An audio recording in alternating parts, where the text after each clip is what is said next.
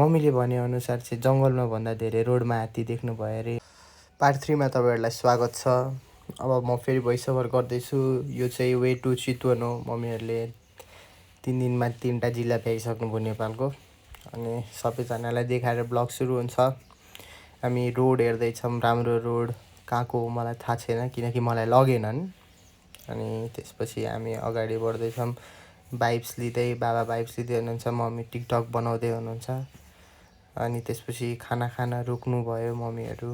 अनि बाबाभित्र स्टाइलमा वाक हान्दै हुनुहुन्छ, मम्मीले भिडियो खिच्दै हुनुहुन्छ। हामी चितवन पुगिसक्यौँ जस्तो लाग्यो मलाई।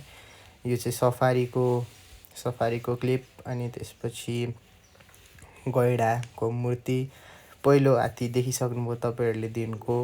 अनि त्यसपछि हामी अगाडि बढ्छौँ होइन सफारी भ्यानमा। अब हामी नेचरमा पुगिसक्यौँ। जङ्गल सफारी सुरु भइसक्यो हाम्रो। जङ्गल सफारीमा हामीले देख्ने आज के देख्छौँ होला।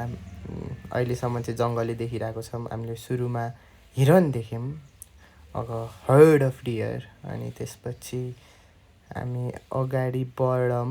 अनि अर्को ग्याङ आइसकेको छ त्यहाँ। अर्को ग्याङले हाई हेलो गरेर बिदाई गरिसकेपछि हामी नेचुरल एकदम राम्रो हेर्दै पिसफुल ठाउँमा पुग्यौँ। त्यसपछि हामी फर्केर हात्तीलाई खानेकुरा दिँदैछौँ। सानो हात्तीलाई खानेकुरा दिँदैछौँ। दोस्रो हात्ती हो यो दिनको। मम्मीले चाहिँ डाइरेक्टली ठुलोवालालाई दिइसक्नुभयो। त्यहाँ सानोले खाएको खाइथ्यो भनेर होला है। एकदम हामी भन्छौँ नि डिस्क्रिमिनेसन चाहिँ गर्दैनौँ, हामीले सबैले बराबर पाउनुपर्छ। अनि रोडमा हामीले अझै एउटा हात्ती देख्छौँ। अनि त्यसपछि फेरि एउटा हात्ती देख्छौँ। अनि फेरि एउटा हात्ती देख्छौँ। त्यसको पछाडि फेरि अर्को हात्ती देख्छौँ।